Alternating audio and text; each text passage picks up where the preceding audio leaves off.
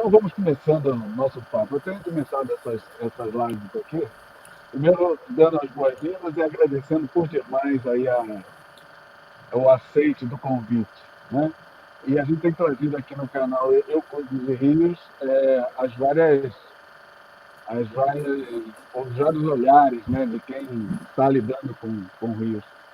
E aí eu peço que você se apresente, fale para a gente aí, para o nosso público, quem é você, o que você faz, onde você está, coisa desse jeito. Tá, bem, meu nome é Eduardo Lema, estou falando aqui direto de Porto Alegre, Rio Grande do Sul, onde eu moro, e onde eu estou confinado durante essa pandemia, no meu apartamento, bairro Moinhos de Vento. Eu sou engenheiro, me formei na Federal do Rio de Janeiro, no Fundão, e fiz mestrado aqui em Porto Alegre, no Instituto de Pesquisas Hidráulicas, e depois doutorado na Colorado State University. E depois, já nessa época, eu era professor do IPH, durante 30 anos fui professor do Instituto de Pesquisas Hidráulicas da Federal do Rio Grande do Sul.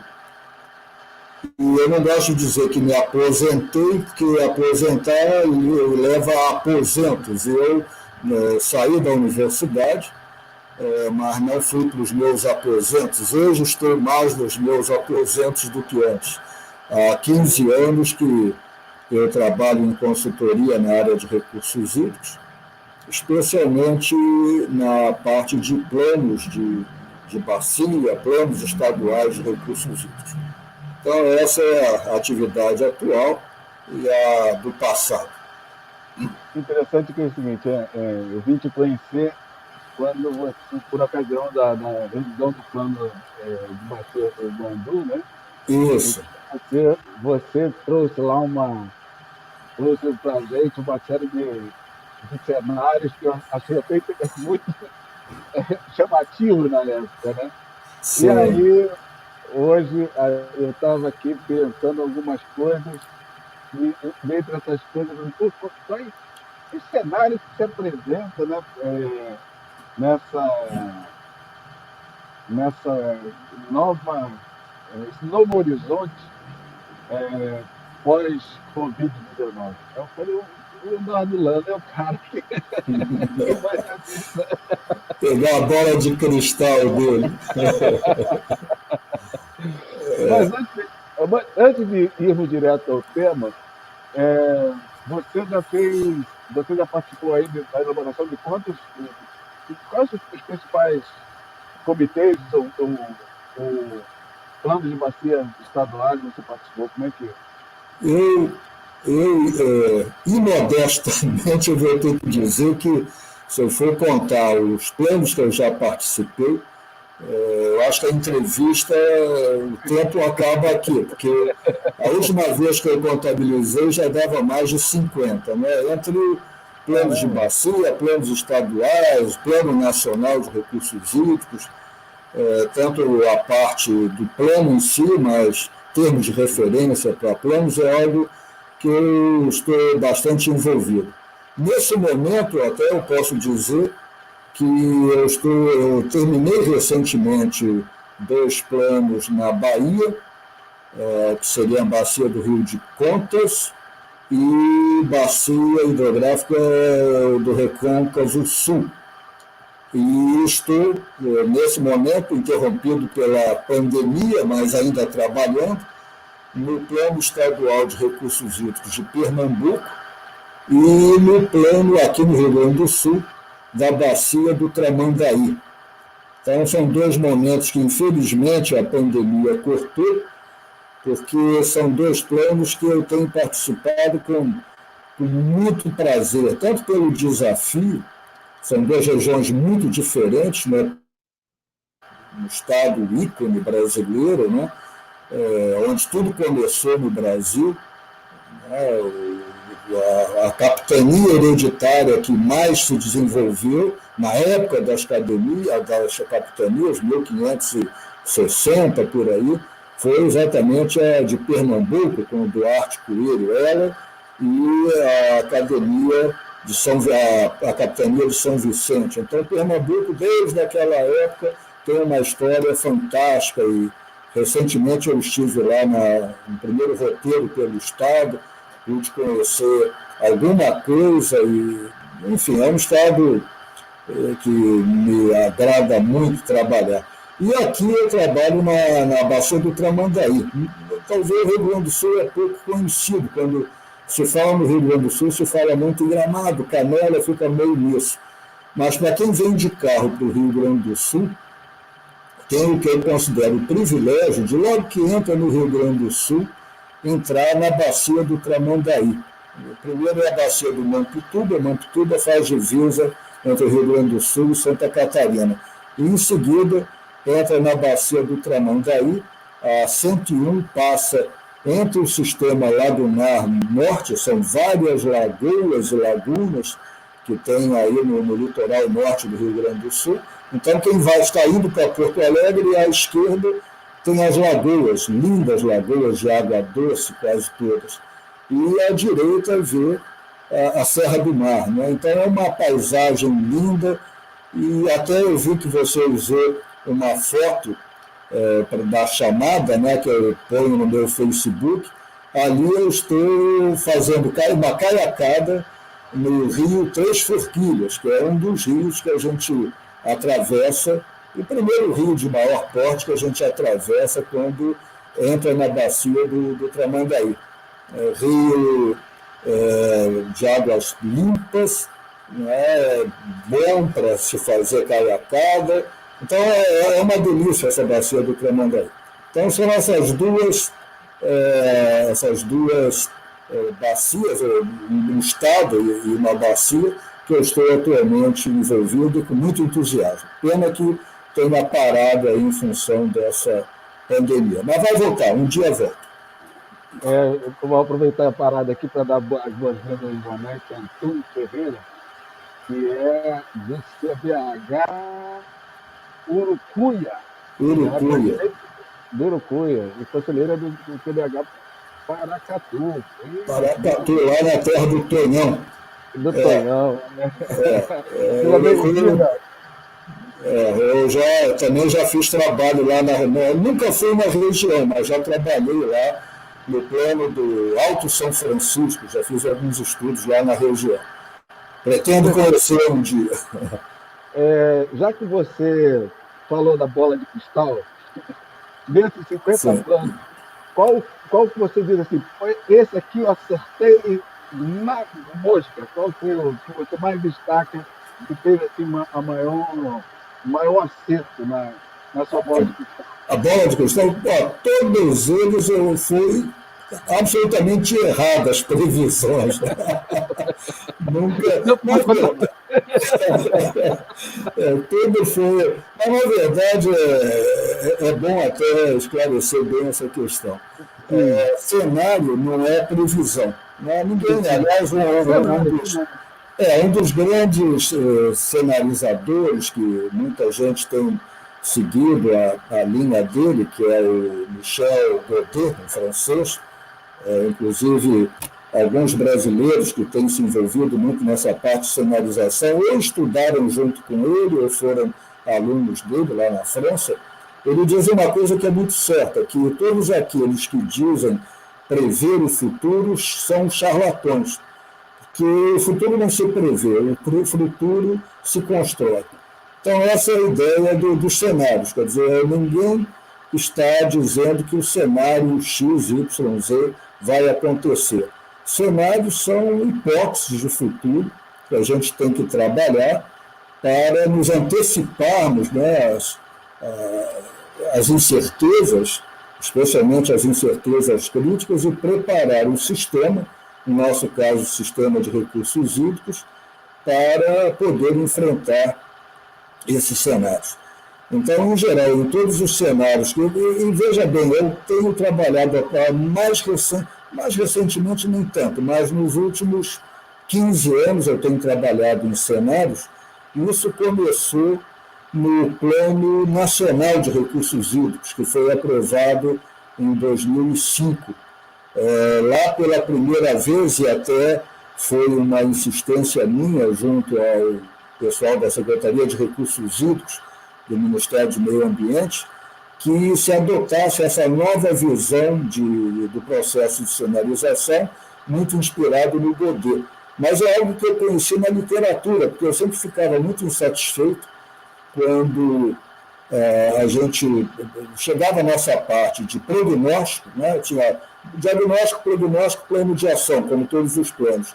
Chegava no prognóstico, então, o que o pessoal fazia? Projetava, né, em função do que tinha no passado, ajustava uma curva qualquer e projetava a população, a área irrigada, isso e aquilo, e aí dava as demandas hídricas que os modelos iam, então, trabalhar para dizer se ia faltar água, se ia ter água ou não, e o que fazer para resolver o problema. E esse era o cenário tendencial. Aí se botava 5%, 10% para cima nas taxas e dava o que se chamava de cenário otimista. Botava 5%, 10%, sei lá quanto, para baixo nas taxas de crescimento tendenciais e dava o que eles chamavam de cenário pessimista. Bom, eu sempre não gostei muito dessa abordagem, primeiro que é um erro básico do processo de sinalização, achar que o futuro vai repetir o passado. O futuro não repete o passado, né? No curto prazo até pode haver uma coincidência, mas exatamente coisas como essa pandemia, como o desastre lá de Mariana, que alterou totalmente a bacia do Doce, e tantos outros chamados cisnes negros, né? Eventos pouco prováveis, difícil de antecipá-los e que causam grandes inflexões que acabam sendo determinantes para o futuro que vai acontecer. E, então, assim como o futuro não repete o passado, eu até tinha uma certa implicância com esses nomes. Quer dizer que um processo de crescimento acelerado é otimista, eu até comento, pode ser otimista para a economia, né? Mas para o meio ambiente, para os recursos hídricos, talvez o cenário otimista seja o cenário mais difícil. É um cenário, vamos dizer, pessimista, como esse que virá com a pandemia, né? Crescimento negativo no Brasil, estagnação, do ponto de vista econômico e até social, pode ser um cenário pessimista, mas para a área de recursos hídricos, talvez até um cenário fácil de lidar, a coisa vai ficar meio como está e vai dar tempo da gente organizar e enfrentar, né, os problemas que existem e que, enfim, corrigir, né, a situação atual. Então, em função disso, no plano nacional, foi contratado um pessoal, até um professor da UNB, da Universidade de Brasília, o Elimar Nascimento, que nos auxiliou, adotando, ele foi colega do Michel Godet, adotando meio que a teoria do Godet, mas com uma adaptação, que ele até chamava, tinha o Godet no URCA, ele é morador aí da URCA, eu suponho, no Rio de Janeiro, e eu fui morador, então ele trabalhou nos cenários e eu fui encarregado, na época, o pessoal falou, você vai ter que molhar os cenários. O Elimar trabalhava numa visão mais dele, de economia e planejamento, e eu era encarregado de molhar os cenários. Bom, a partir daí, então, eu gostei da coisa e comecei a trabalhar com vários cenários nos planos, mas não apenas nisso. Quer dizer, no Guandu, eu fiquei praticamente só nos cenários, no Paraíba do Sul também, aí no Rio, São Paulo e Minas Gerais, trabalhei também nos cenários, mas em outros planos, como agora do Tramandaí, o plano de Pernambuco, né, e até esses planos recentes que eu terminei na Bahia, eu já faço mais a parte de planejamento mesmo. Até na Bahia não fui eu que trabalhei nos cenários. Então, é uma atividade interessante, é uma atividade que desafia a gente a enxergar o futuro, a se atualizar sobre as tendências que existem. E o fato é esse, em nenhum deles eu acertei, porque em nenhum deles eu tentei prever o futuro, mas em todos eles o plano tinha uma base, né, de referencial para trabalhar com alternativas de futuro e que ajudam, eu acho, tenho convicção, nesse processo de propor medidas para melhorar a situação dos recursos hídricos. É interessante o seguinte, que nos anos 89, 90, 91, eu fazia planejamento de aeroporto para o Brasil inteiro. Trabalhava, e a gente precisava trabalhar com essa questão de cenário, né? E a gente usava muita econometria para fazer a previsão de futuro. Isso. Que era uma situação que são muitas variáveis, né? Tem muitas variáveis que entram, mas, de qualquer forma, serve para nortear. Toda vez que eu vou fazer. Aí eu me lembro muito bem disso, toda vez que eu vou pegar um avião ali no aeroporto Santos Dumont. Então, eu vejo aquele terminal ali e falei assim, puxa vida, esse terminal aqui esteve num tempo que ele estava planejando o crescimento do aeroporto e tal, e o número de passageiros, e que demandaria um terminal de passageiros com mais conforto, com mais uma série de facilidades, né? Então foi uma coisa e acertaram as projeções, agora eu pergunto. É muito difícil prever o futuro, como você disse. Agora, deixa eu te perguntar, desses planos que você participou, qual que você destaca que teve uma maior intensidade de implementação? Eu tenho uma certa crítica a esse processo de planejamento de recursos hídricos no Brasil, e até, de certa forma, como o que eu mais faço é trabalhar em planos, isso seria até uma forma de tentar meio que podar as minhas oportunidades de trabalho. Porque eu acho que, infelizmente, boa parte dos planos que eu trabalhei, muito pouco resultado tiveram, infelizmente. É uma questão que eu me questiono bastante, né, porque eu tenho alguma suspeita sobre o que acontece. E contratar plano é muito fácil, né? Então eu vejo muitos estados em que o órgão responsável pela parte de recursos hídricos tem muito pouca capacidade operacional. Na verdade, seria melhor que esse órgão, em vez de gastar dinheiro para elaborar planos, que ele procurasse investir em sua capacitação, em sua capacidade operacional, né? Numa rede hidrométrica, no pessoal que está lá envolvido, melhorar os salários, obviamente, mas é mais barato contratar um plano, é mais barato e é mais fácil contratar um plano. O plano fica pronto e, na verdade, o plano, o principal motivador, né, do processo de implementação do plano deve ser o órgão que contratou, que é o órgão gestor de recursos hídricos. Como ele não tem capacidade operacional, o plano acaba ficando em prateleiras. Com esse processo de envolvimento dos comitês na elaboração do plano, a coisa poderia ter sido mudada. Quem faz plano, eu devo dizer, reclama muito dos comitês, que o comitê é chato, o comitê não entende, o comitê complica e questiona, ainda mais o diagnóstico. O diagnóstico, aprovar um diagnóstico num plano de recursos hídricos, quando envolve o comitê, é uma tarefa complicadíssima, porque o diagnóstico tenta refletir uma realidade, e a realidade é o que os membros do comitê conhecem bem.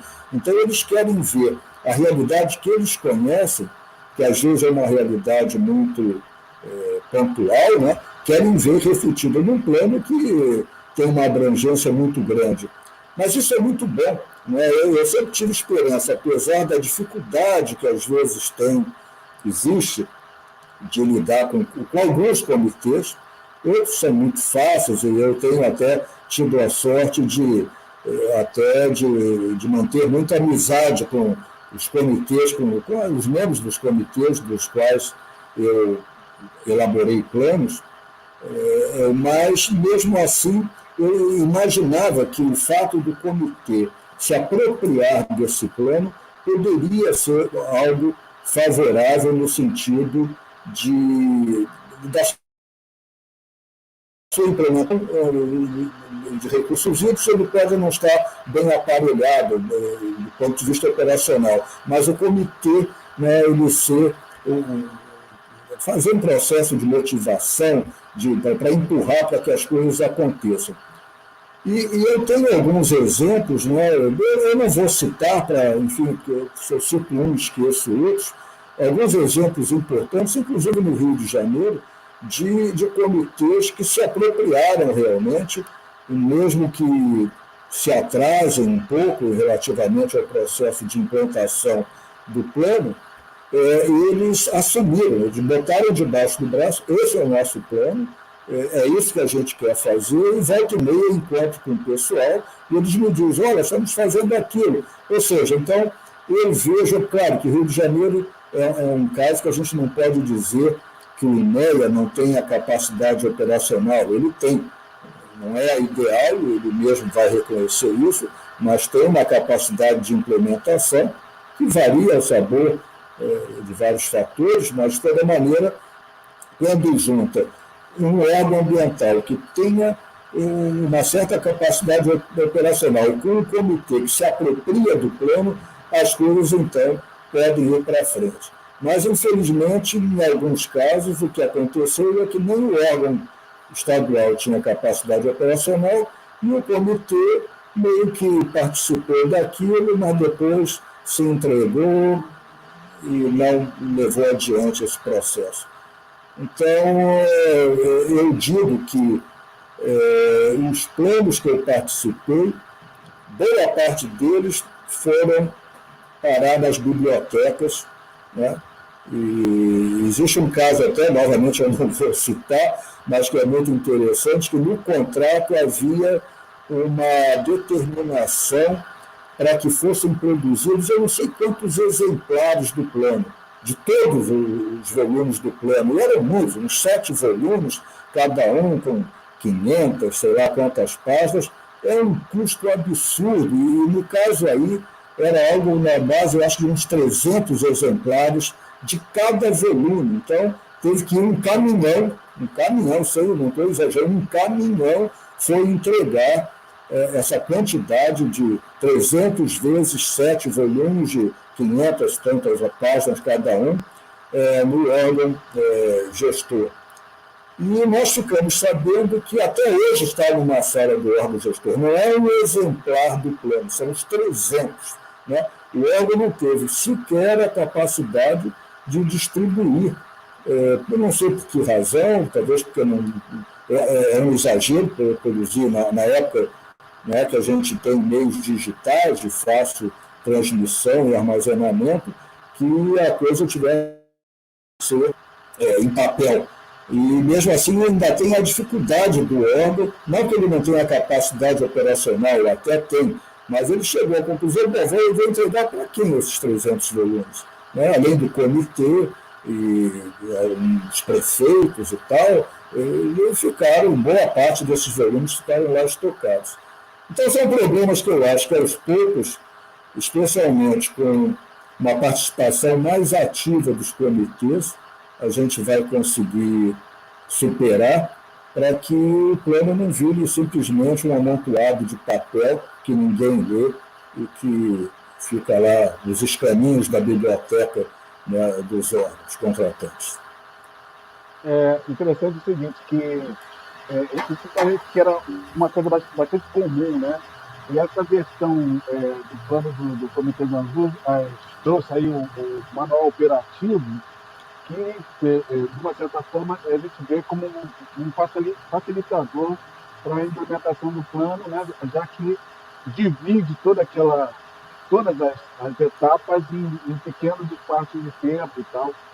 E programas específicos, né? Então, acho que a gente encontrou mais ou menos uma ferramenta para avançar com a aplicação de planos, né? Então, pelo menos no Comitê Bandu, a gente está tentando seguir nessa linha, né?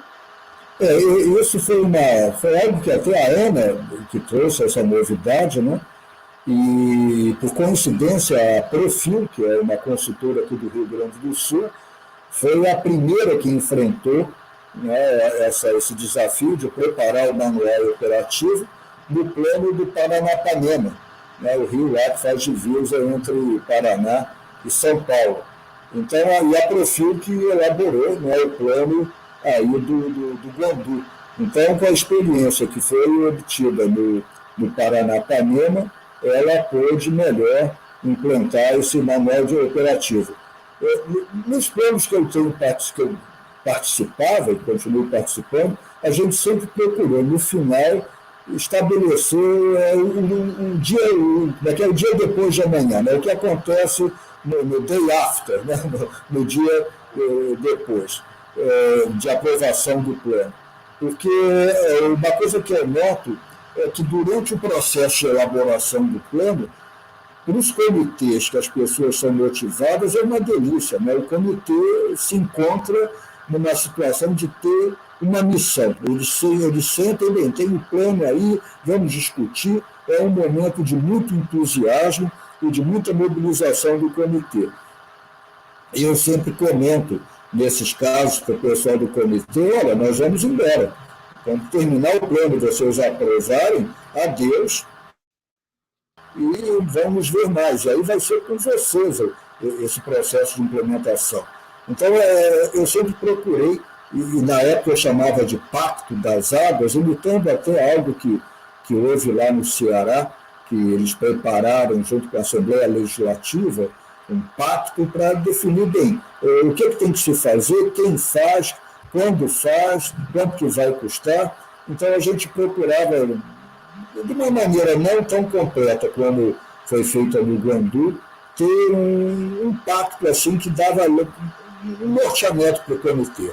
Bom, aprovei o plano, qual é o primeiro passo? E depois, o que faz? Então, a gente procurava estabelecer alguma coisa. Eu acho que é muito importante, porque exatamente depois de 2 anos que o comitê se envolve, né, nesse processo de elaboração, quando o plano termina, se não houver um trabalho de casa, né, para se fazer posteriormente, acaba a coisa se desmobilizando. Não pode se desmobilizar.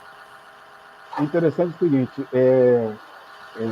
nós levantamos a bandeira lá no Comitê Guandu e estamos em vias de implementação do seguinte. A exemplo das resoluções da ONU, em que o Brasil é signatário, então sai uma resolução lá e é baixada uma lei ou um decreto validando aquela resolução ONU, né? E aí eu, copiando essa lógica, sugeri que o plano do Guandu fosse enviado para todos os prefeitos e todas as câmaras de vereadores com uma minuta de lei ou minuta de decreto, né, para cada um, para que os municípios o reconhecessem. Né? Porque aí, se a gente se o município faz um reconhecimento do plano de bacia do Guandu, né, ou de qualquer outro comitê de bacia, esse plano ele já entra organicamente em todos os demais planos do município. Quando você não tem essa ligação, aí fica, né, plano daqui, plano dali, plano daqui, e o plano de bacia, de uma certa forma, ele congrega, ele vai amarrando todos os demais planos de vários municípios integrantes da bacia, né? Agora, se o município não se apropriar dessa lógica por meio de um instrumento legal, aí a coisa fica fragilizada. Então, a gente bateu nessa tecla Isso, o plano do Comitê Bandu, a gente está caminhando nesse sentido. Isso é muito bom. Aliás, é uma coisa que eu sempre comentei, que né, quando a gente faz um plano de bacia, né, mesmo estadual, a gente sempre se envolve muito com prefeitos, com vereadores, né? E eu sempre comentei para eles, olha, vocês têm que ver a importância desse plano, porque tem a parte, sei lá, de saneamento, tem a parte de investimento para aumento de disponibilidade de água. Se você chega no governo do Estado, no governo federal, com uma ideia de vocês, a recepção é uma. Mas se vocês chegam com um plano aprovado por um comitê representativo, isso vai dar aquela mensagem que não é um plano político-eleitoral, né? O que vocês estão trazendo é uma coisa que a comunidade participou, então tem muito mais força política e visibilidade política do que algo que alguém tira da cabeça. Então, eu sempre entendi que é assim mesmo. Se puder o município aprovar uma lei que reconheça o plano e que leve que qualquer coisa que se faça, né, que afete os recursos hídricos, o plano tem que ser levado em consideração, é muito bom. E essa é uma preocupação que a gente tem com todos esses planos, ainda mais o plano nacional. Porque muitas vezes o plano ele é aprovado, mas planos não têm força de lei. Né? Os planos não têm força de lei. Recentemente, eu fiz um trabalho contratado pelo ICA, Instituto Interamericano de Ciências Agrárias, que tinha um convênio com o Ministério do Meio Ambiente. Então, eu fiz um trabalho que foi para elaborar o marco lógico do Plano Nacional de Recursos Hídricos. O Plano Nacional de Recursos Hídricos ele foi aprovado em 2015, com vigência de 15 anos. Então, esse ano termina o prazo de vigência do Plano Nacional.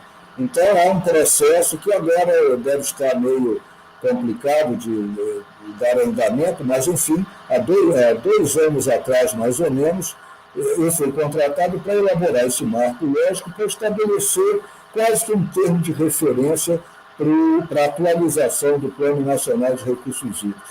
E uma das coisas que eu tinha que fazer era avaliar planos de vários países similares. Claro que país como o Brasil eu não encontrei.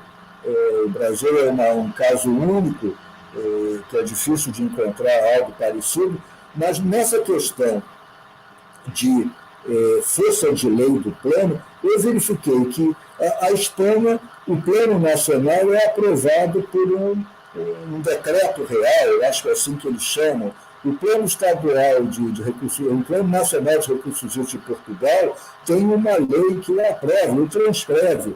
O que eu achei muito interessante, não é nem um país, a província da Austrália Ocidental, que, além do plano, eles elaboram, quando ele termina, o que eles chamam de plano estatutário. Tradução em português seria Plano Estatutário de Recursos Hídricos. Isso que eu recomendei e foi muito bem aceito, não só pela Secretaria de Recursos Hídricos e Qualidade Ambiental, como também pela ANA, que participava do processo, que tenha, muito novo, na atualização do Plano Nacional, um documento em que sejam definidas as questões que têm força de lei. Quer dizer, o plano está aprovado, mas tem toda uma parte dele que vai se refletir em resoluções do Conselho Nacional, em decretos, eventualmente numa lei, né, que as partes principais procurem dar uma força legal, para evitar exatamente isso, que o plano acabe ficando lá sem implementação. Então é muito importante essa questão de fazer com que o plano seja realmente efetivo. Porque, na realidade, é um esforço, geralmente 2 anos de dedicação, de levantamento, de estudos aqui, de ouvir as várias partes, né, que estão envolvidas aí, direta ou indiretamente com recursos hídricos, e aí a gente não tem isso sendo efetivada é um desperdício enorme, né? Então, Exatamente. na realidade, a sociedade que fica à mercê, né? Porque a coisa não avança.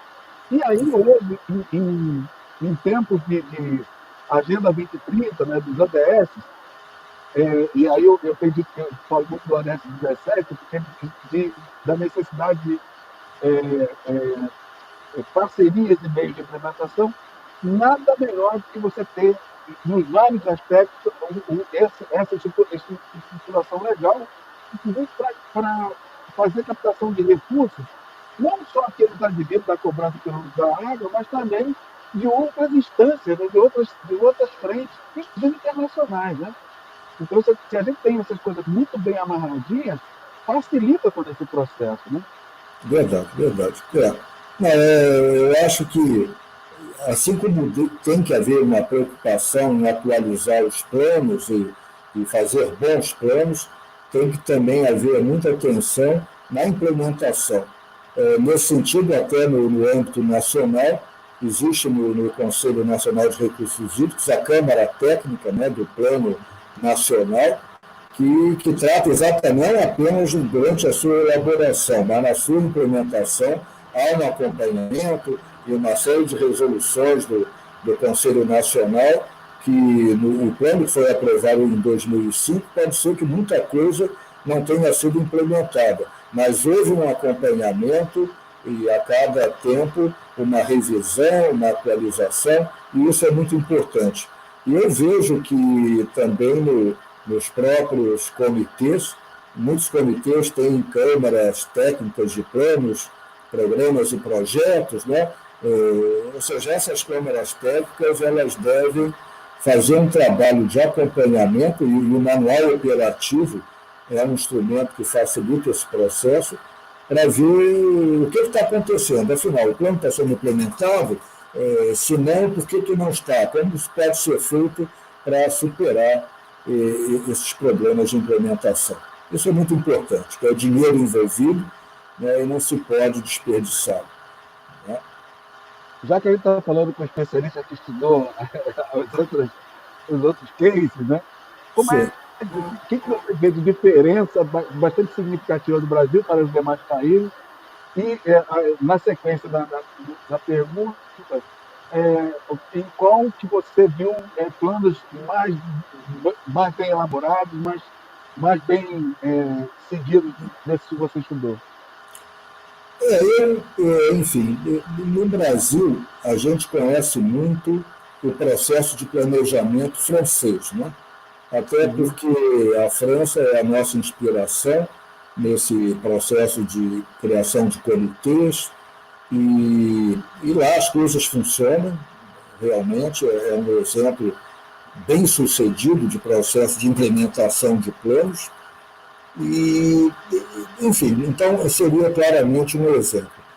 No caso da Austrália Ocidental, né, nessa província, pelo que eu li, me pareceu algo muito interessante. Infelizmente, eu gostaria de ter tido a oportunidade de ir visitá-los para ver exatamente como é que as coisas estão funcionando lá.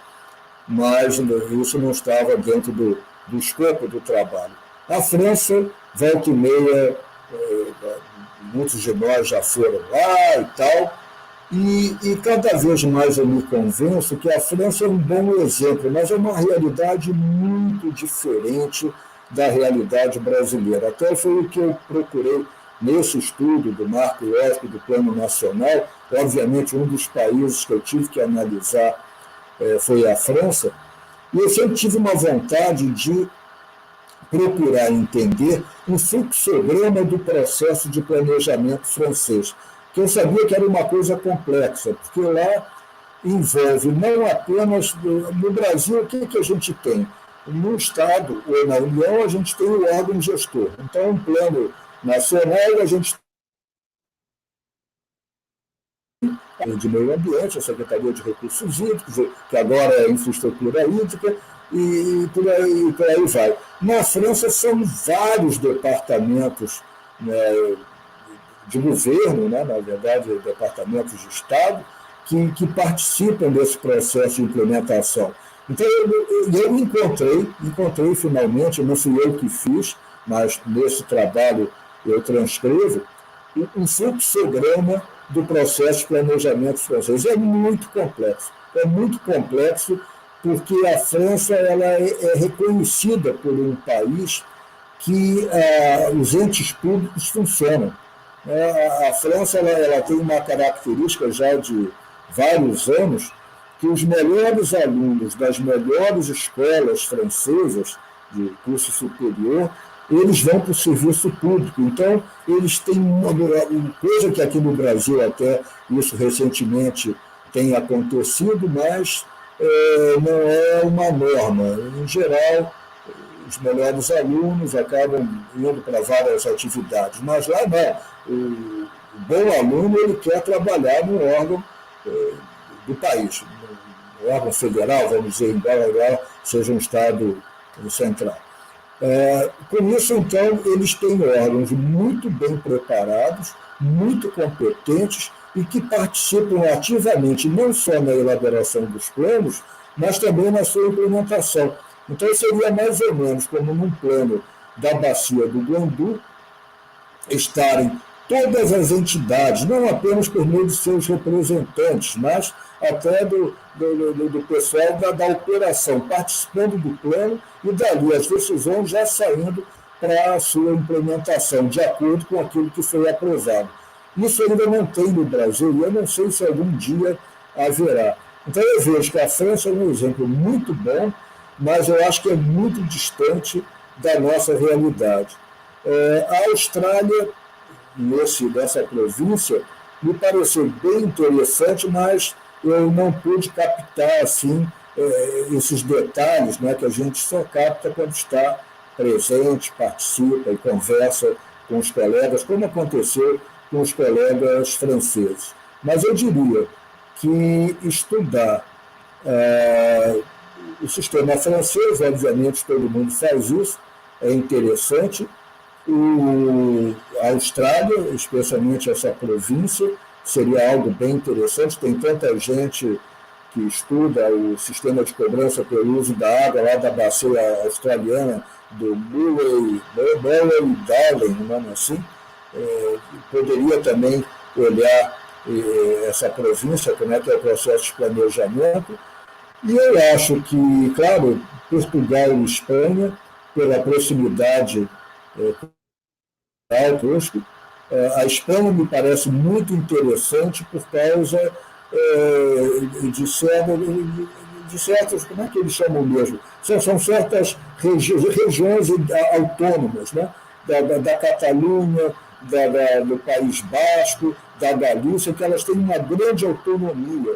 E, embora não seja parecido com a autonomia que tem os estados brasileiros, lá é um processo de planejamento que o Plano Nacional busca costurar, né, as intenções de todas as regiões espanholas. Isso eu acho que é muito interessante para o Brasil, já que o nosso processo de planejamento envolve essa confusão de tem plano estadual, tem plano de bacia, tem plano nacional e, obviamente, um não pode ser a repetição do outro. A gente tem que procurar estabelecer uma costura, uma articulação entre esses planos. E tem, finalmente, um país que precisa de ser estudado bem, que é a Alemanha. Embora seja muito diferente, muito diferente da gente, a Alemanha tem um aspecto de federalismo, né? De ter algo parecido com os estados e com o governo central. Esse relacionamento ele poderia ser importante que alguém que esteja fazendo um doutorado na área, que tenha condições de fazer uma viagem aí por esses países para localmente coletar as suas impressões, seria um trabalho, eu acho, de grande validade. Eu já estou conversando com um professor lá de Coimbra e convidei-o para vir dar participar aqui da live comigo. Então, ele está trazendo um aluno dele que está fazendo uma avaliação do Brasil e comparativa com o Brasil com outros países europeus. Então, eu vou, O aluno é brasileiro, provavelmente. não sei, Não sabe? ainda não sei, mas É, em breve a gente vai estar aqui. Agora, uma coisa interessante, você estava falando da França, da Espanha, da Alemanha. Aqui no Brasil ainda se tem uma resistência muito grande dos usuários de recursos hídricos de entender, entender o valor do recurso pela cobrança da água. Aumentou aí o barulho do seu. Aumentou o barulho. aumentou o barulho? Aumentou o barulho. Eu vi que reduziu o volume da tua voz, mas É, melhorou um pouquinho agora? melhorou um pouquinho. Então, Tá. eu estava dizendo que existe uma resistência muito grande aqui no país de, dos usuários entender a importância do pagamento, né, da cobrança e tal. Então, muitos deles resistem, não querem pagar, então, ou ficam pechinchando no valor. Né? O que você pode falar sobre isso, da É, experiência que você tem? eu, esse processo de. Aliás, eu sou fã, na verdade, do sistema aí que foi adotado no Rio de Janeiro. Né? Eu acho que é um exemplo para os outros estados, em que houve uma lei, foi aprovada na gestão do MINC, que estabeleceu a cobrança direta em todo o estado do Rio de Janeiro, os comitês podendo atualizar os valores. Eu só acho que, no caso do Rio de Janeiro, o que peca é o mecanismo de cobrança, que é o primeiro mecanismo do Paraíba do Sul, que já não é mais utilizado no Paraíba do Sul, já sofreu uma série de aperfeiçoamentos, e que no Rio de Janeiro, até onde eu acompanhei, continua sendo aquela mesma fórmula que, na verdade, foi desenvolvida na COP, né, pelos colegas que trabalharam nessa experiência pioneira do Paraíba do Sul. E nessa experiência pioneira, o que aconteceu foi que fizeram o que era possível. Havia, obviamente, quando se fala em cobrar, ainda mais no Brasil, que é imposto para todo lado, e as pessoas confundem. Já vão agora cobrar água, a gente já pagamos a tarifa para a SEDAI no Rio de Janeiro, ainda vamos ter que pagar outra coisa. Então sempre há uma dificuldade de entender, né, o que é cobrança de água bruta e o que é a cobrança pelos serviços de captação, tratamento e distribuição de água, que é o que a SEDAI faz. No caso do Paraíba do Sul, o que aconteceu é que, diante dessa resistência, e na época a ANA, que liderou o processo, ela queria de toda maneira que houvesse a primeira experiência de cobrança no Brasil. Então aprovou do jeito que deu para aprovar, com valores muito baixos de cobrança. Essa é uma das reclamações que existem e que é verdade, apesar do pessoal reclamar, se cobra muito pouco, e tão pouco que a cobrança pelo uso de água deixou de ser um fator incitativo para um uso mais racional da água. Basicamente, não afeta ao usuário, e quando afeta, se dá um jeito de estabelecer algum fator aí que reduza o impacto. Né? Então, Vamos repassar. ou repassa, né? Ou repassa para o usuário. E eu não acho ruim, viu? O caso mesmo da empresa de saneamento, ela pode, no caso da SEDAI, ela pode repassar, a não ser na tarifa social, né? A única isenção, tarifa social, aquele pessoal com maior dificuldade de pagamento, é aquilo aí a SEDAI tem que assumir, mas ela repassa, inclusive, na conta de água, né, o cara recebe isso, que está sendo a cobrança pela água bruta. Eu não acho errado, porque, na verdade, o consumidor final é que vai definir o que vai ser feito, né, e ele que vai poder, com a sinalização da tarifa, reduzir, ser mais racional no uso da água. Claro que a empresa de saneamento ela pode e deve reduzir suas perdas, que são muito altas ainda no Brasil, da ordem de 40% da água que é tratada se perde na distribuição, isso é um absurdo. Os países que estão mais adiantados o padrão é 15%, então temos 25% ainda de economia sem grandes dificuldades de fazer. Mas o fato é que, com o exemplo do Paraíba do Sul, ficou aquela ótica de que, bom, a cobrança ela não pode afetar os usuários, ela não pode impactar, e eu já fiz vários estudos de cobrança, inclusive o último foi em Pernambuco, que agora estou fazendo o plano estadual, e a ideia era essa, bem, vamos ver quem vai ser mais impactado quase sempre é a irrigação, e aí vamos criar mecanismos para não tirar o pessoal do negócio, o que é muito bom. Determinado tipo de irrigação, realmente a gente não pode impactar porque tem importância social. Mas essa é uma coisa que tem que ser repensada, né? A cobrança pelo uso da água, como a ideia original, que era francesa. Né? No Brasil, o que se faz? Se cobra o que dá para cobrar e o dinheiro que sai vai se ver aonde vai se aplicar aquele dinheiro. Eu, nos planos que eu tenho elaborado, eu tenho procurado inverter um pouco essa lógica.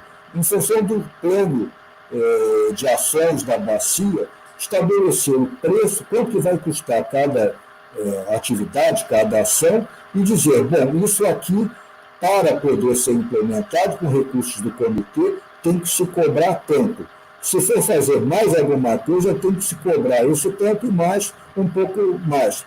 Ou seja, eu tenho procurado mostrar que a cobrança ela deve estar atrelada a um plano de investimentos, essa é a ideia original do instrumento de cobrança, e colocar no plano exatamente um escalonamento. Bom, se vocês quiserem implantar 10 dessas ações, isso vai custar X. Se for para implantar um só, vai custar muito menos.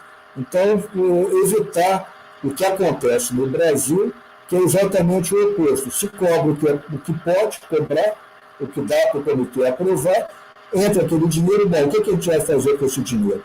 Eu acho que não é a melhor linha de ação para a implementação da cobrança. Bom, Eduardo Lama, estamos aqui chegando a 1 hora de papo. Um papo esclarecedor, rico, né? Então trouxe aqui uma série de elementos que depois aí vou transcrever, vai dar um trabalho. Vamos sentar aqui. Beleza. Foi muito bom. E uma coisa que eu queria comentar, não posso deixar de comentar antes de terminar, é que nessas lives que têm acontecido por aí, o pessoal sempre fica atrás deles um monte de livros, né, que a gente não sabe se o pessoal lê. Mas nessa está acontecendo algo ao contrário. Atrás você tem a Frida Kahlo com o macaco, né? Muito bonito até, não sei se é uma gravura, o que isso é. E eu aqui atrás eu tenho uma obra que é exclusiva do meu filho, que é artista, né? Ele que fez, ou seja, nós o levamos no painel, na cenografia, tirando aquela história de livros e tudo mais, numa época digital que os livros, na verdade, estão nos tablets e não nas estantes. Foi muito bom. Uma observação interessante. Na realidade, eu estava aqui um fundo branco, falei, não, vou dar uma cara diferente aqui. Aí lá peguei as caras, vou lá, pego as canjas da minha mulher e coloco na parede. Tá bacana. Ela nos ouviu com muita atenção. Bom, Ronaldo, faça aqui as suas considerações finais e tal, para a gente ir para o encerramento. Eu vou falar o que eu falei hoje quando você me convidou, né, que eu acho que é muito importante esse eu cuido de rios, né, me parece que é a 19ª, né, entrevista, eu acho que é muito rico, ainda mais que fica lá no teu canal YouTube, né, você está de parabéns por fazer essas entrevistas, eu acho que muita coisa importante tem aparecido e muito mais coisas provavelmente virão. Era um meio de comunicação que ainda não havia sido explorado. E aí o Nelson, que é o engenheiro que tem mais aptidão jornalística que eu conheço, né? Ele está aí exercitando, isso vai ser muito bom para todos nós. Muito obrigado aí pelo convite e fico à disposição. Hoje, daqui a pouco, a gente vai falar de pontos de entregas no Paraíba do Sul.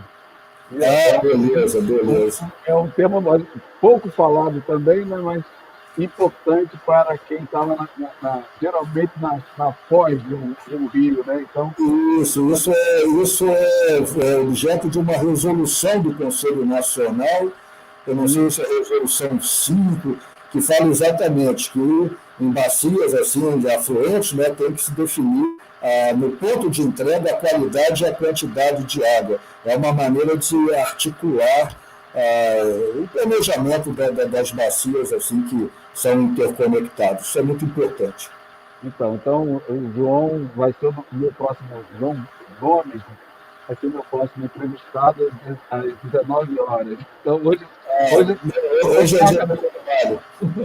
Foi porque ontem não teve, né? Então, estava esperando ontem, aí a pessoa de ontem não teve a possibilidade, que a mãe morreu, e aí eu ficou aqui. Eu falei, não, eu vou fazer duas hoje. Compensa. Muito bom. Eduardo, muitíssimo obrigado pela. Deixa eu te perguntar uma outra coisa. O que você acha que. Aliás, eu fiz antes de perguntar, em vez de perguntar, eu vou dizer o seguinte: eu fiz aí um questionário que eu disponibilizei para todo mundo. Estou chamando quem está assistindo, vai assistir esse material aqui para responder o questionário, porque ali a gente está buscando identificar para aquelas pessoas que atuam na gestão de recursos hídricos, né, quais são os principais problemas que elas gostariam de ouvir, de discutir, para que a gente possa trazer aqui e isso ganhar uma repercussão e trazer conhecimento, né, para a sociedade do Brasil como um todo. Né? Então, como eu fiz o questionário, eu estou aqui conclamando as pessoas que respondam lá as 12 perguntas. São 12 perguntinhas simples, né, que vai dando para a gente estabelecer um perfil. O Anivaldo Miranda falava que os comitês precisavam buscar a sua identidade. E aí eu estou buscando a identidade das pessoas que atuam na gestão de recursos hídricos. Então, essa é a finalidade desse questionário. Mas é isso. Vou responder. Assim que, eu acho que eu recebi até hoje esse questionário, vou dar uma olhada nele. Eduardo, muitíssimo obrigado pela sua participação. Fico aqui dizendo, é a primeira, não vai ser a única. Então pode ser que a gente encontre aí outro tema e te convido de novo. E foi maravilhoso aqui. E aí, com o pessoal, a gente vai ganhando à medida que as pessoas vão curtindo e seguindo o canal. Então, o YouTube, o Facebook, o Instagram vai dando uma facilidade para a gente. Então, eu entro no discurso. Curta, compartilhe e siga o canal. Isso mesmo. Muitíssimo obrigado. Eu que agradeço, foi muito bom. Um abraço e até a próxima, então. Fica à disposição quando quiser. Tá certo. Um abraço.